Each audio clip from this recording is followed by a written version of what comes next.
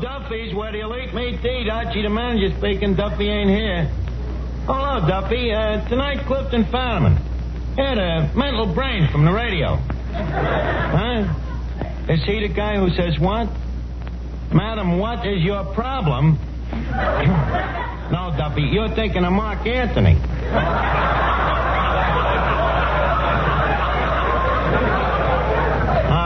This is the guy that asked the questions on information, please.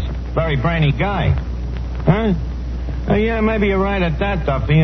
What brains does it take to ask questions? Yeah. Well, anyways, we're stuck with him. Yeah. He's coming down to lecture to the Lord Byron Ladies Literary Society. Well, don't worry, Duffy. I'm writing the lecture for him, so he can't louse us up. Huh? The crowd here? The usual gang of crumbs. Yeah, but, oh, by the way, Moriarty just come in.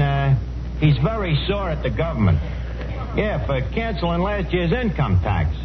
Well, you remember when he filled out his return, he chiseled so much he didn't pay nothing? Now he figures he's losing money. Yeah. Well, I'll call you back, Duffy. Okay.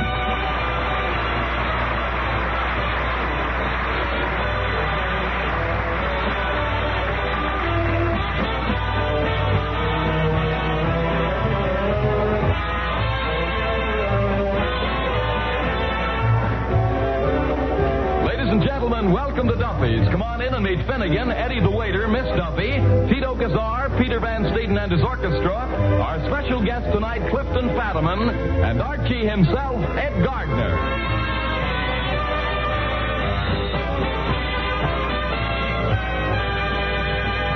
Hey, Mr. Archie? Yeah? Well, what happened to the sign? What sign, Eddie? The watch your hats and coats sign. There it is, only I rephrased the words so that Clifton Fetterman will feel more at home here. Read it. Let me see. Maintain scrutiny of thy chapeaus and hats. Nice and confusing, ain't it? Yes, isn't it? It's a quotation from Shakespeare. Did you ever see any of Shakespeare's plays, Eddie? One, As You Like It. Well? I didn't like it. Oh, I don't know. Maybe he had an off day that day. Hello, Arch. Well, Clifton Finnegan. Hello, Finnegan. Arch, look at this. Boy, am I proud. A poem by Crackpot O'Toole Fortune. Dedicated right at me personal. Oh, yeah, that's nice. What's the poem, Finnegan? I'll read it to you. Some men is fools and morons, and some is even judge. But you, dear Clifton, combined them all. Nature has gave you the words.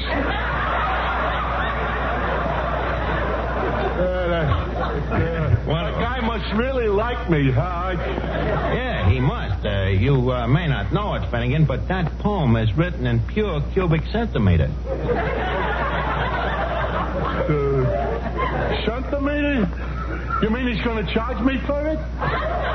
No, Finnegan, if he charged you, you'd have to pay at least a nickel a meter. Oh. Don't forget, that's an original crackpot. Archie? Oh, yes, Miss Duffy. Did you see my Dostoevsky? Your what? My Dostoevsky.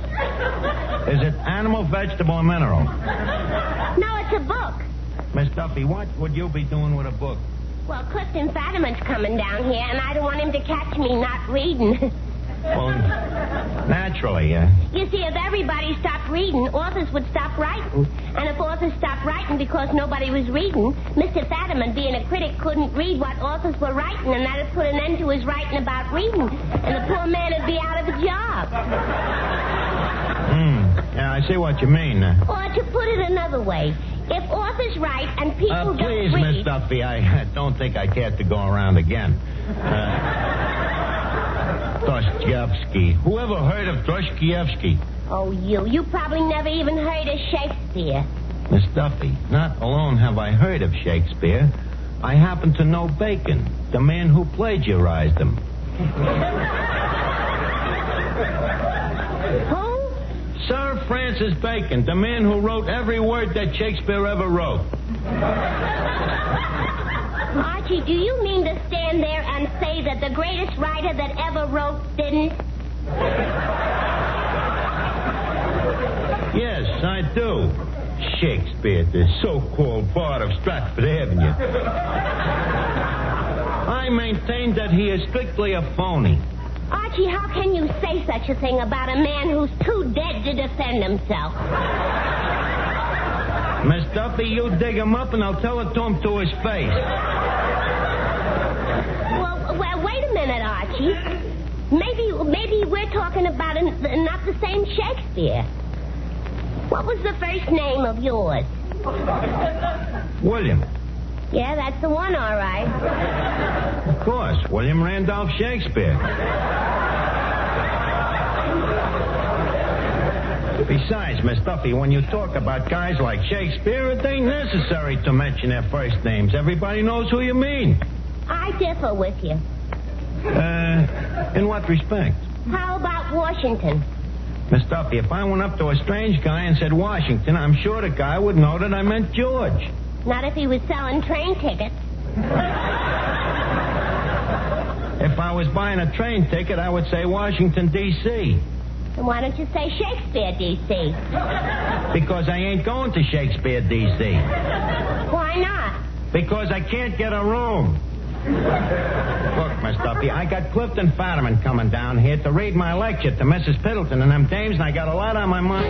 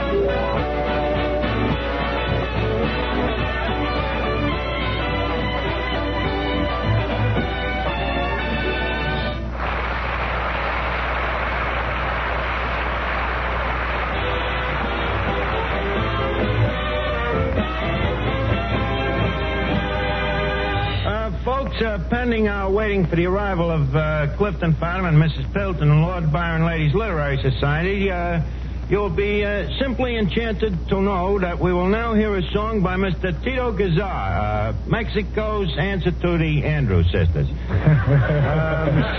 What is the song, Tito? I will sing that beautiful song entitled Si Bonet. Well, that's your own prerogative. Go ahead and sing it. Ladies will please swarm. Si Bonet de mi sueño, si no oyes la queja de mi voz. Si Bonet, si no vienes, ay, moriré de amor. Si Bonet de mi sueño, te espero con ansia en mi café. Si Bonet, si no vienes, ay, moriré de amor. Oye el eco de mi canto de cristal. Si Bonet, yo te quiero, yo me muero por tu amor. Ven aquí, te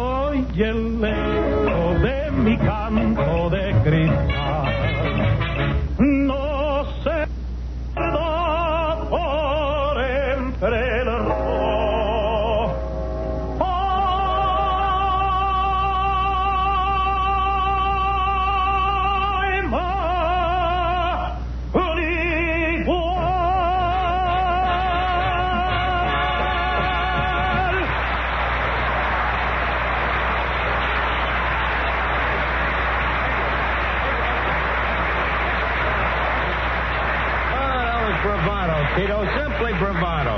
Mucho groucho. Say, Mr. Archie, did that Mr. Fetterman drink coffee? Coffee? I guess so. Eddie, why? Well, we're running a little short. Well, add some chicory to what you got. Okay. But chicory added to chicory is going to taste a little like... Yeah, well, he'd probably be reading a book anyway. He won't notice it. Oh, Archie, dear boy. Well, Mrs. Piddleton, how are you? You're looking great. Archie, you know I look a fright. All right. What makes you look like such a fright? Oh, I've had a terrible experience. Terrible. I had to come down here by subway. Good gracious. The subway? How ghastly. Well, there was no alternative. You see, my limousine is hors de combat. Yeah, what year? Hors de combat, Archie, a French expression, out of action. Oh, you mean like OPA? OPA? An American expression. Out of gas. That subway must be simply livid for one to ride in, huh? Oh, yes. One encounters such a bourgeois class of society. Oh, simply bourgeois, yeah. Makes one sorry one went to the trouble of ducking under the turnstile. Archie, then you have been in the subway. Only in London. Of course, over there we refer to it as the lift. But so much for conversation. I'm glad to see you. Well, it's a delight to be here again. All the same, except poor Mr. Duffy. He seems to have aged considerably. Mrs. Piddleton, that's the moose head you're looking at. Moose head? Oh, Archie, I'm afraid you'll have to remove it. Why? My doctor's orders. I'm allergic to stuffed animals. Oh, yes, Mrs. Gribb. We're waiting for you and Mrs. Allen. Well, Mr. Fadiman isn't here yet. Clifton Fadiman.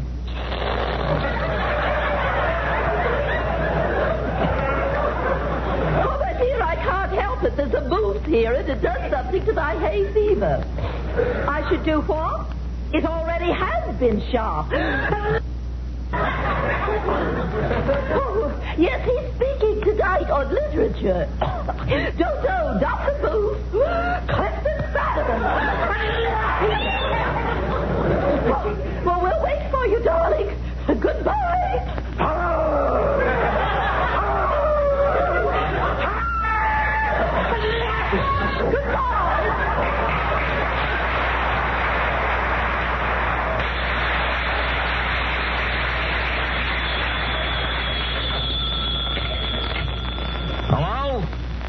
Oh, well, thank you.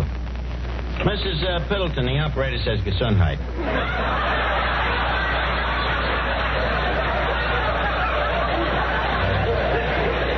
Hey, Eddie.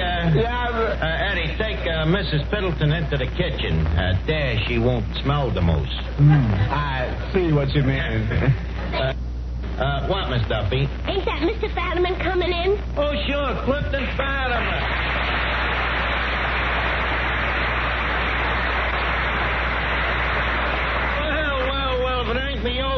Clifton Fetterman. How are you, Kip, old boy, old boy? I'm looking for someone named Archie. Just a minute. I'm Archie.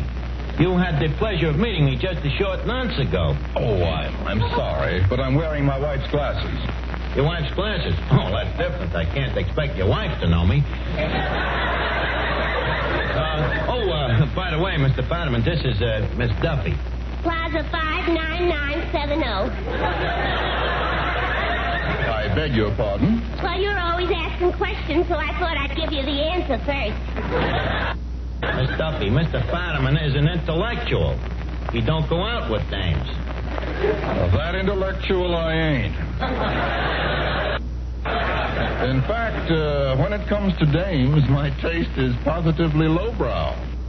Plaza 59970. See you later. Oh, please, Miss Duffy. Mr. Fetterman just came here.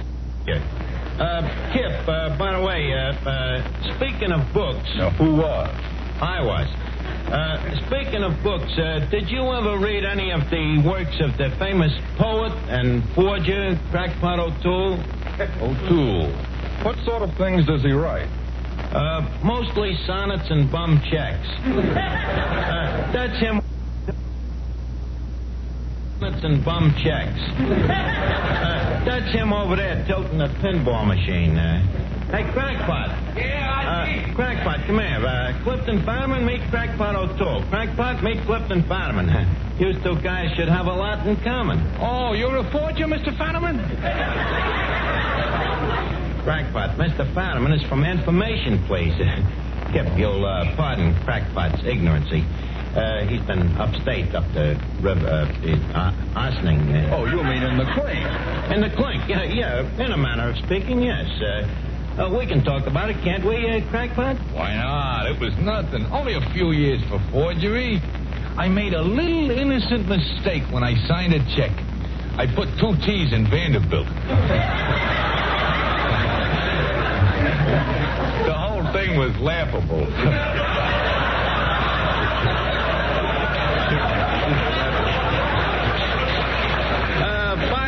Kip, someday if you get a chance, I'd like you to get a look at Crackpot's adaptation of Shakespeare. Crackpot? You rewrote Shakespeare? Yep. I rewrote 23 of his plays. How long did it take you? 23 minutes. 23 minutes, Crackpot? I bet you Shakespeare himself didn't even write it that fast. Well, after all, Arch, I got an edge on the guy. I'm ambidextrous. What's that? Two-handed dexterous.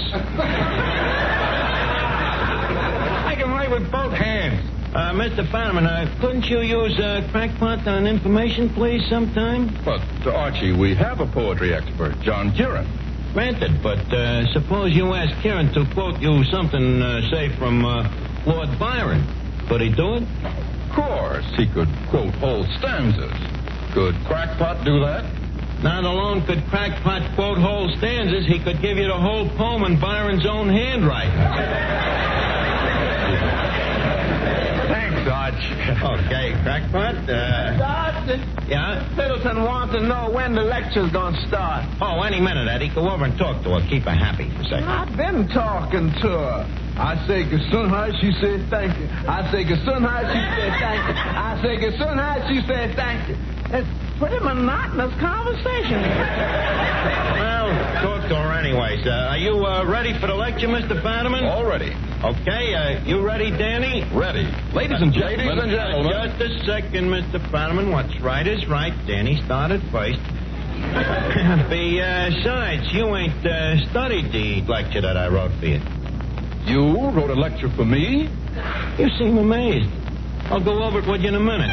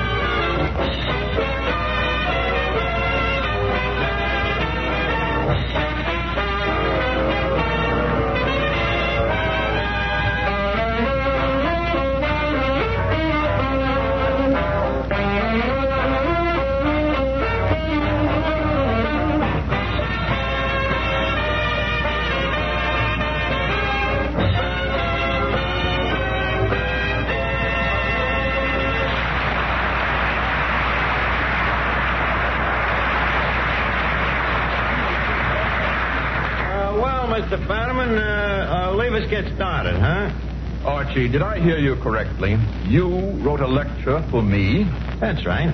and you expect me to read it? Don't worry, there ain't many big words.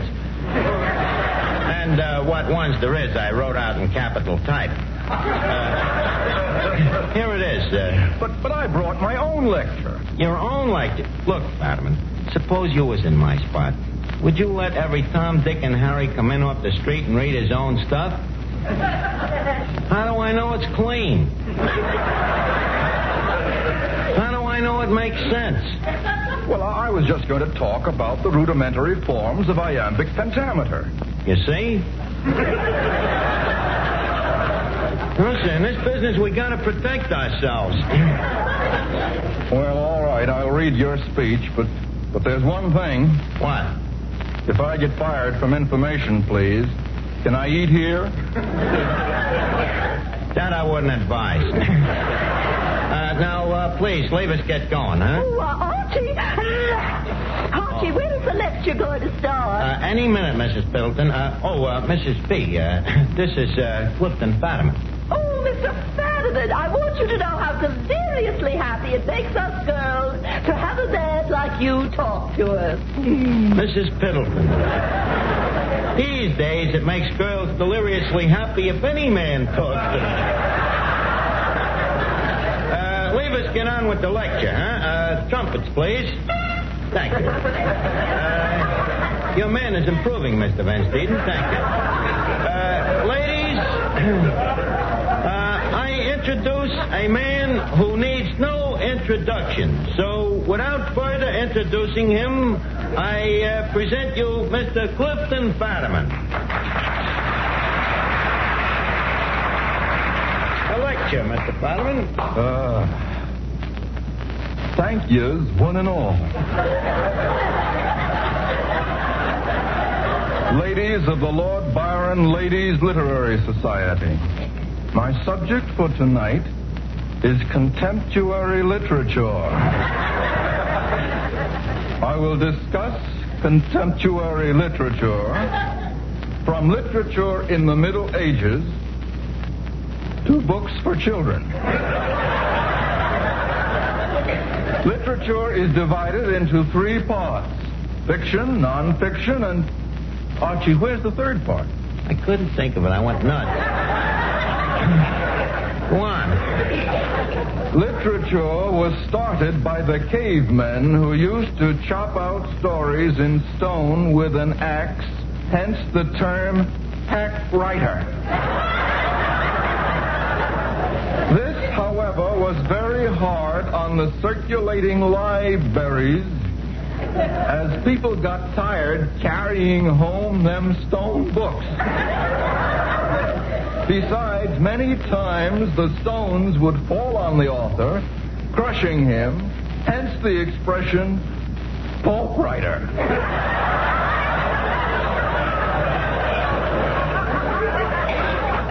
This led to the invention of sheepskin, which up till then had only been used for diplomas. Literature has gave birth to more writers than any other profession. Namely, among whom are Shakespeare, Bacon, Dickens, and Sir Walter Lipton. Among the French writers are Voltaire, Charlemagne, and Francho Tone. Say, Archie, you left out Mademoiselle from Armentières. That's a different kind of literature.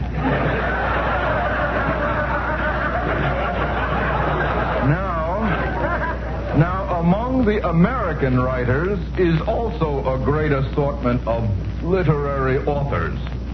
Just as music has its three B's, Bach, and Bookhoven, American literature has its three O's: O'Neill, Odette, and O'Toole.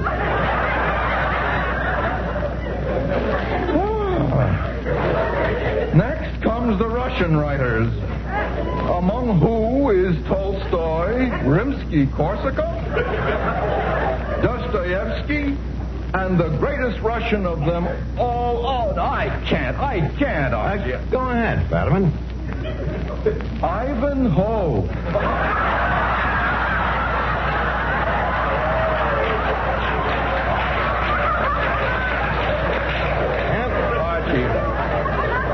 Archie, I can't go on with this. My reputation will be ruined. Ladies, the lecture is over. I thank you. Oh, Mr. Fadiman. Yes, Mrs. Piddleton. I've heard you speak many times. I've read every word you've ever written. Your books, your reviews in the New Yorker magazine. Yes? And there's one thing I want to tell you. In my personal opinion, this is the first time you've ever made sense.